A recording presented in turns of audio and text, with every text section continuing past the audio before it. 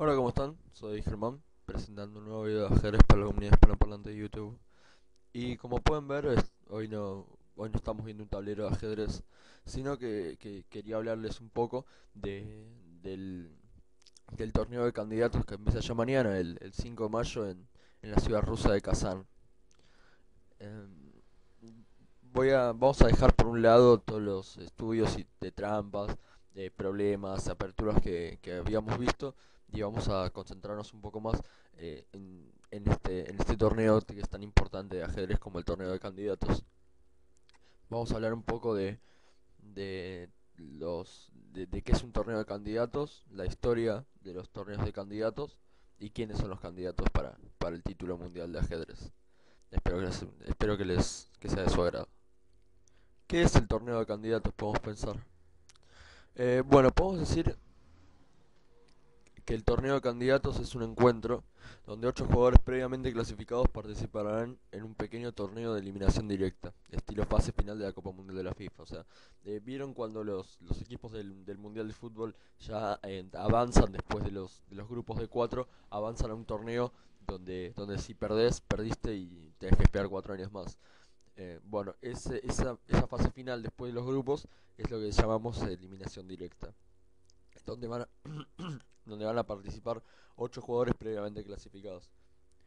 El ganador del torneo no va a ser considerado un campeón mundial, no gana el título de campeón mundial, sino que gana la oportunidad de enfrentarse a Viswanathan Anand, el campeón actual del mundo, por el título del campeón mundial. O sea, es estilo el box, donde uno para ser campeón mundial tiene que ganarle al campeón mundial.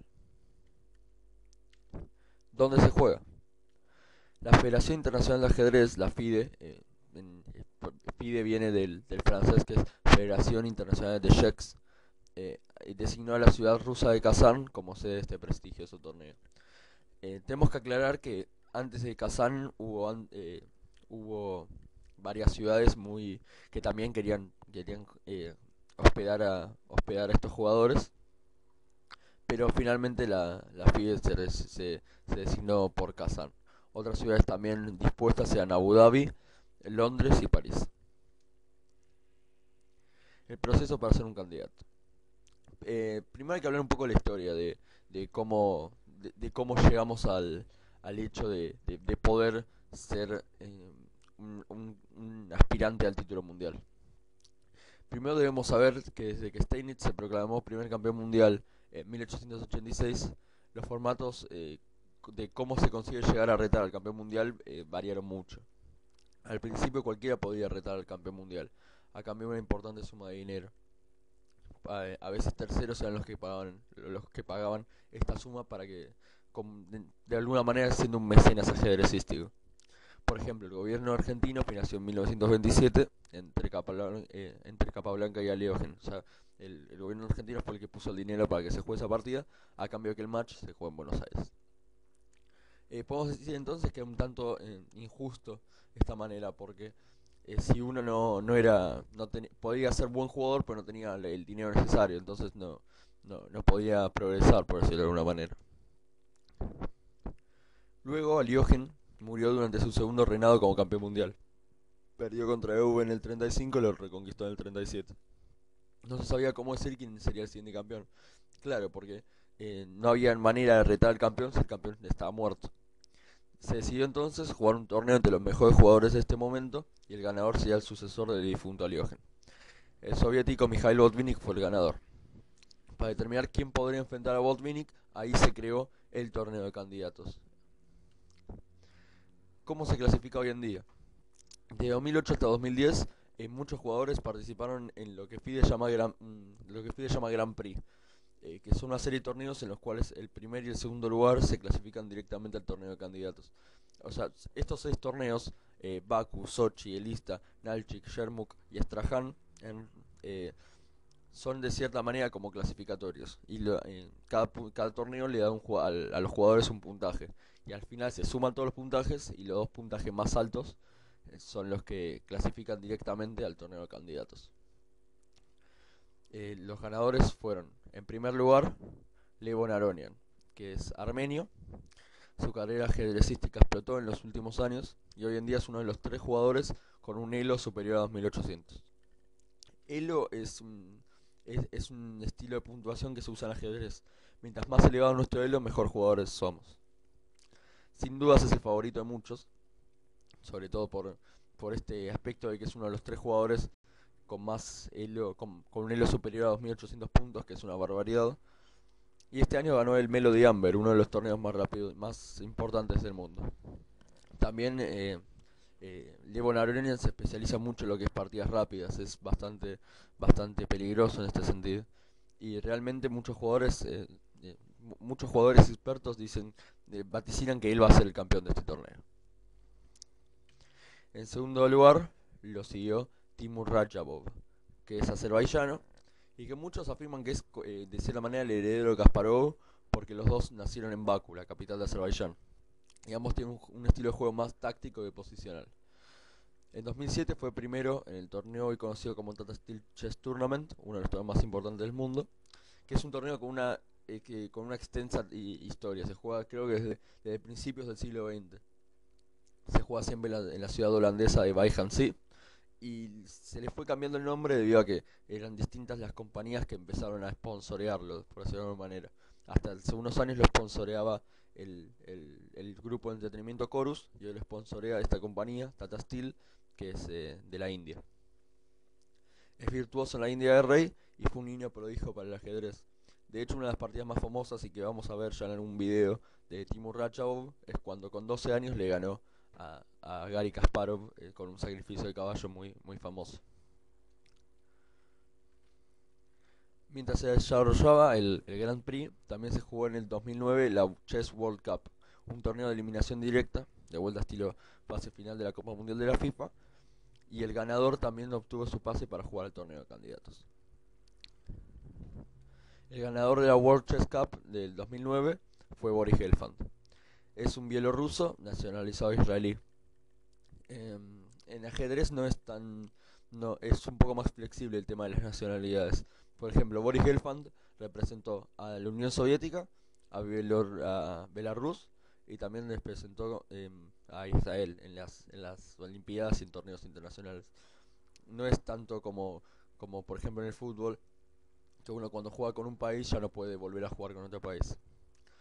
Gelfand sin duda está pasando por su mejor momento ajedrecístico.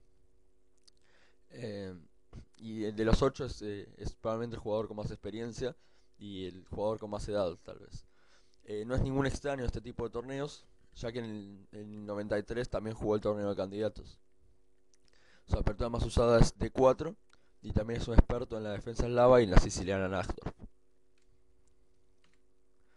Aparte de estos 3 clasificados mediante un torneo, el campeón y el subcampeón del torneo de candidatos anterior son clasificados automáticamente. El campeón defensor del torneo de candidatos es Veselin Topalov. Es búlgaro y Topa, como se dice de apodo, se encuentra desde hace más de 10 años en la élite mundial del ajedrez. Fue campeón del mundo de la FIDE. Durante una época las federaciones de ajedrez estaban separadas. Existía la FIDE y la PCA, al mando de Garry Kasparov. Hoy en día se volvieron a unir y tenemos una sola. Pero ante ese tiempo existían 2 mundiales de ajedrez. Y bueno, Topalov ganó el mundial de la FIDE. En 2009 perdió el encuentro por el título mundial contra Anand, ya que al ser el ganador del torneo de candidatos pasado logró enfrentar a Anand y perdió por apenas un punto de diferencia. Topalov supo ser el número 1 del mundo y el deseo de revancha sumado a su juego variado le dan grandes chances. El subcampeón del torneo fue Gata Kamsky, que es ruso pero nacionalizado estadounidense. Kamsky dio sus primeros golpes fuertes en el ajedrez al ser subcampeón de la PCA, la otra federación de ajedrez de la que habíamos hablado, en 1993 y en 1996. Luego de fallar 2 veces, Kamsky abandonó el ajedrez. Volvió al circuito profesional en 2004 y sus resultados han sido excelentes. Ganó 8 torneos de primerísimo nivel, además de la Chess World Cup de 2007. Con esta copa, con la World Chess Cup del 2007, fue con la que se clasificó al torneo de candidatos pasado. Y hace poco, y de hecho ahora es el campeón defensor del campeonato de los Estados Unidos. A estos candidatos también se le suman los dos jugadores con mayor puntaje Elo. Es decir, que la puntuación de la que habíamos cerrado, con la que se hacen los rankings mundiales, bueno, los dos jugadores con mayor puntaje que todavía no hayan sido clasificados, también son clasificados directamente. Perdón. El mayor puntaje Elo lo tiene Magnus Carlsen en ese momento. Es noruego y con apenas 20 años tendría la oportunidad de convertirse en el campeón más joven de la historia. Magnus es un prodigio del ajedrez, desde los 16 años es parte de la élite del mismo. En 2010 ganó absolutamente todo. El London Chess Classic, el Super Torneo de Shanghai y el Tata Steel Chess Tournament, en ese momento llamado Torneo Chorus. Y fue durante un tiempo entrenado por Kasparov. Magnus es además, muchos ya lo tildan como que si no gana ahora en este campeonato, en este torneo de candidatos, va a tener mínimo 3 torneos más para probar suerte, porque de hecho es un jugador muy joven y que ya con 20 años y casi nada de experiencia ya le planta batalla a los mejores jugadores más experimentados del circuito. De hecho es realmente un prodigio del ajedrez. Y el segundo puntaje más alto es el de Vladimir Kramnik. Kramnik es ruso y fue durante mucho tiempo analista de Kasparov. En 2000 lo derrotó por el título de la PCA y en 2005 se convirtió en campeón del mundo. O sea, justamente Kramnik fue el primer campeón del mundo reunificado desde Kasparov, cuando se lo ganó Topalov.